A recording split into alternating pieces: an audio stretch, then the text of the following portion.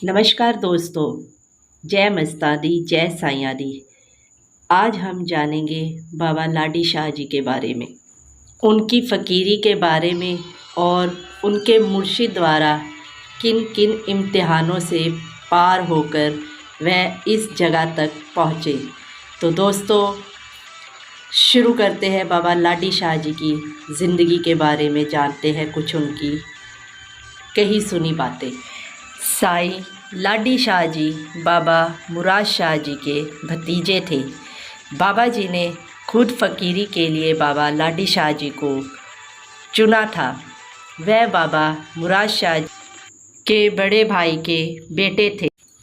कहते हैं बाबा मुराद शाह जी खुद चाहते थे कि उनकी मज़ार उसी जगह पर बनाई जाए जहाँ पर उनके मुर्शिद शेर शाह जी की जगह थी, पर उस समय वह जगह सरकारी जगह के बीच आती थी जिस जगह बाबा मुराद शाह जी की दरगाह बनाई गई है।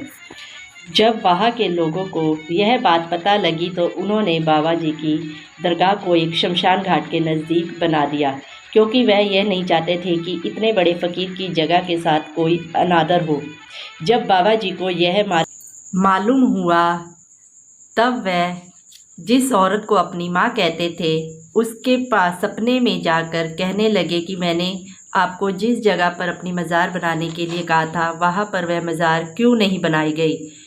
तब माँ ने कहा सरकारी जगह की डर की वजह से वह मज़ार वहाँ नहीं बनाई गई।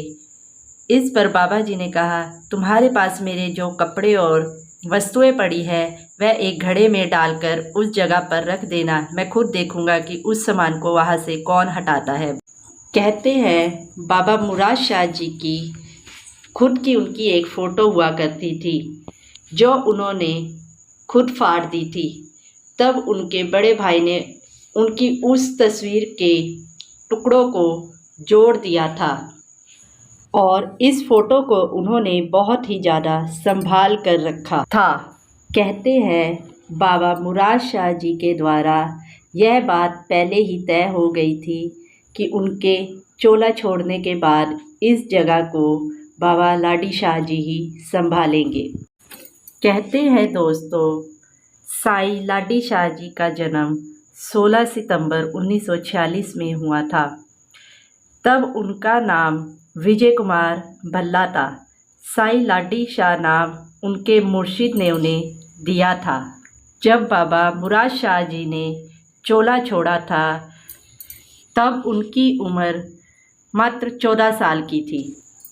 दोस्तों, कहते हैं बाबा लाडी शाह जी एक दिन अपनी बुआ जी के घर रहने के लिए चले गए, जहां वह अपने भाइयों के साथ खेल रहे थे। तब उनकी आवाज़ अचानक से बदल गई। यह सुनकर बुआ जी के बच्चे डर गए और अपनी माँ को अंदर से बुलाकर लाए। तब बाबा मुराद शाह जी की तस्वीर से आवाज़ आई कि बहन लाडी को मेरी दरगाह पर भेज दो, मेरी दरगाह बहुत सूनी पड़ी है। तब बुआ ने लाडी को सुबह पहली ट्रेन से नकोदर भेज दिया। वहाँ पहुंचकर बाबा खुद दरगाह की तरफ जाने लगे। तब उनके घर वाले उनको वहाँ से वापस लेकर घर आ गए। उनका शरीर तप रहा था, मानो ऐसे लग रहा था जैसे शरीर से आग निकल रही है, और कह रहे थे मुझे फ़कीर बनना है, मुझे फ़कीर बनना है। जब उन्हें घर लेकर आए तो वह बुखार से बहुत ज़्यादा बेहाल हो रहे थे। अपने बेटे को बुखार में इस तरह तड़पते देखकर जब वह अपने भाई मुराद शाह जी की तस्वीर के सामने जाकर कहने लगे मुझे माफ़ कर दो, तब तस्वीर में से बाबा मुराद शाह जी की आवाज़ आई, क्यों लाला, कहा था ना मैंने कि तुम्हारी आँखों के सामने तुम्हारा बेटा फ़कीर बनेगा। तब उनके बड़े भाई ने हाथ जोड़कर बाबा जी से माफ़ी मांगी और कहा कि मेरे बेटे को ठीक कर दो और तुम इसे ले जाओ। इस तरह समा बीतता गया और साईं जी जवान हो गए।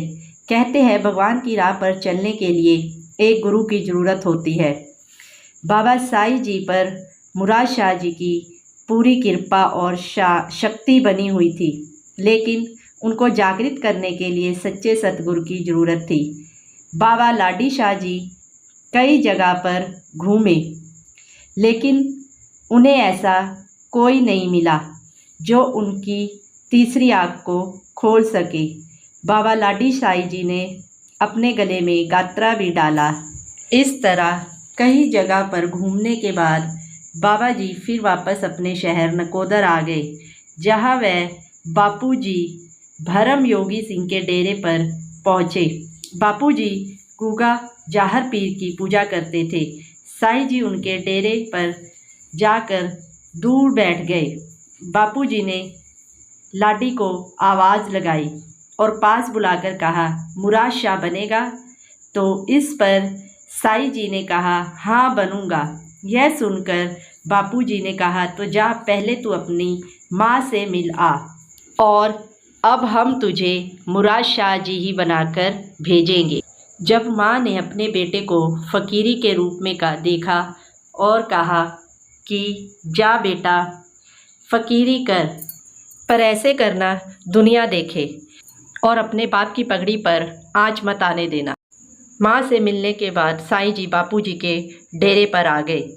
इस तरह बापू जी ने साईं को अपना मुर्शिद बना लिया और अपने पास रख लिया। वह रोज़ साईं जी के इम्तिहान लेने लगे। वह उन्हें पक्का करना चाहते थे। बापू जी के पास एक और बच्चा रहता था, वह भी बापू जी का मुर्शिद बनना चाहता था, और वह बापू जी के रिश्तेदार का बेटा था जिसका नाम मोहन था। उनकी पीढ़ी पर वह भी चलना चाहता था, लेकिन पीढ़ी पर वही चलता है जिसे गुरु खुद चुनता है और जिसका गुरु के लिए पूरा समर्पण हो। एक दिन बापूजी ने अपने शरीर पर दवाई लगा रखी थी, क्योंकि उन्होंने अपने शरीर पर आग लगा ली थी। इसका कारण यह था कि वह विवाह नहीं करना चाहते थे, जब उनके घर वालों ने उनको शादी के लिए मजबूर किया था। बापूजी हमेशा मोहन और साईं जी को आवाज़ लगाकर अपने पास बुलाते थे और कहते थे, तू कौन है? उसमें रिश्तेदारी का अहंकार नज़र आता था। फिर बापूजी ने उसे कहा, यह जो मेरे शरीर पर दवाई लगी है, इसे तू चाट कर दिखा। मोहन यह सुनकर डर गया और उसने मना कर दिया। इस तरह बापूजी ने साईं लाडी शाह जी को आवाज़ लगाई और कहा, तू मेरा क्या लगता है? तो इस पर साईं जी ने कहा, मैं आपके दर का दरवेश हूँ, तो फिर यह दवाई चाट कर दिखा। इस तरह साईं जी ने अपने गुरु की आज्ञा मानी और दवाई चाटने लगे। साईं जी जब भी कभी डेरे से बाहर जाते, वह बापूजी की आज्ञा लेकर ही जाते, और जब वापस आते आवाज़ लगाकर, बापूजी मैं आ गया हूँ। जब तक बापूजी अंदर से आवाज़ नहीं लगाते तब वह बाहर ही खड़े रहते थे, चाहे दिन हो, चाहे रात हो, चाहे गर्मी या सर्दी, साईं जी बाहर ही खड़े रहते थे। कभी कभी बापूजी गर्मी के दिनों में छत पर एक सीढ़ी भी लगा देते और नीचे गर्म रेत बिछा देते। रेत बिछाने के बाद वह मोहन और साईं जी को आवाज़ लगाते और उस पर उल्टा चढ़ने के लिए कहते। मोहन यह देखकर डर जाता और मना कर देता, लेकिन साईं जी अपने गुरु जी की आज्ञा को मानते हुए जैसा उन्होंने कहा वैसा करने लग जाते और उल्टा सीढ़ी पर चढ़ने लग जाते। जब साईं जी ऊपर तक पहुंचने वाले होते तो बापूजी लात मारकर सीढ़ी से उनको नीचे गिरा देते, जिस पर वह गर्म रेत के ऊपर गिर जाते। जब साईं जी खड़े होने लगते तो बापूजी उन्हें मना कर देते कि लेटा रह।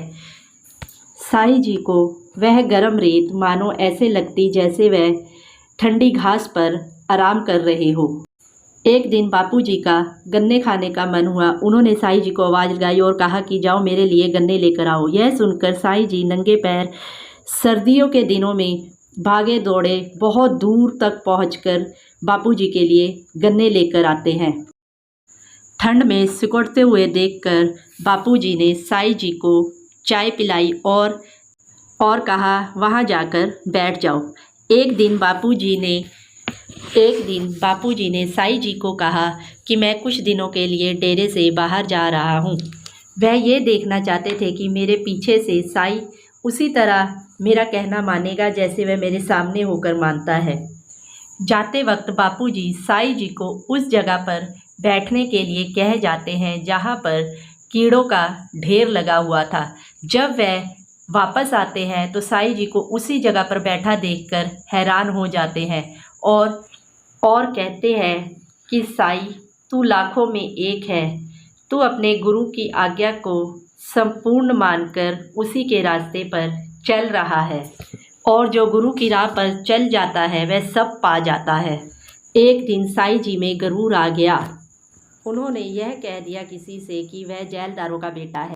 जब बापूजी को यह पता लगा तो उन्होंने अगले दिन चौक पर कांच की बोतल एक पत्थर से तोड़ी और कहा, साईं इस कांच के ऊपर नाच।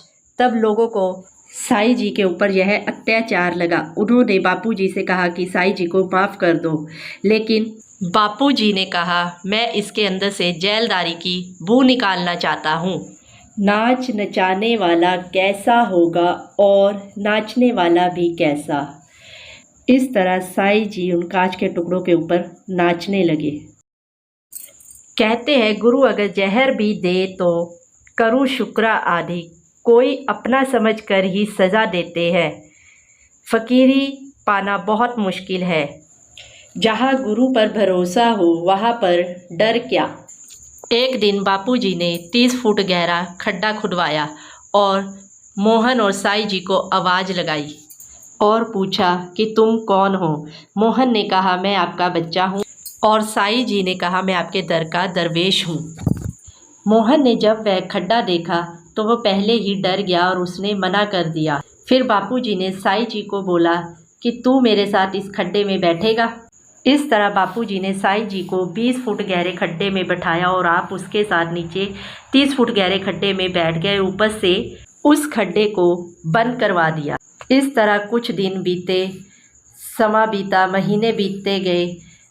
बापूजी ने साईं जी को बाहर निकाल दिया और वापस आप उसी जगह में बैठे रहे। साईं जी भी उसी जगह पर बाहर बैठे बापूजी का इंतज़ार करते रहे। इस तरह 1.25 साल बाद बापूजी कुएं में से बाहर आए।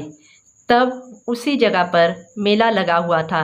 बापूजी अपनी मौज में आ गए और साईं जी को लाडी कहकर आवाज़ लगाई और घुंघरू देते हुए कहा, शेरनी का एक ही बच्चा होता है जो सब पर भारी होता है।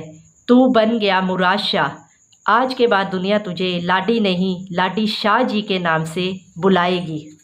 और कहा, अब तू जा अपने मुर्शिद बाबा मुराद शाह जी की जगह पर बैठ। जो बात दवा से नहीं बन सकती वह दुआ से होती है। जब कामन मुर्शिद मिलता है फिर बात खुदा से होती है। इस तरह साईं जी ने अपने मुर्शिद बाबा मुराद शाह जी की दरगाह का निर्माण शुरू कर दिया, जहाँ पर आज बहुत ही सुंदर बाबा मुराद शाह जी और लाडी साईं जी की दरगाह बन चुकी है। यहाँ पर दुनिया दूर दूर से माथा टेकने आती है। आज भी इस जगह पर बाबा जी का वास है। तो दोस्तों, आपको मेरी ये जानकारी कैसी लगी मेरे कमेंट सेशन में बताएं और मेरे चैनल को सब्सक्राइब करें, शेयर भी करें और लाइक भी करें। जय मस्तानी, जय साईं दी।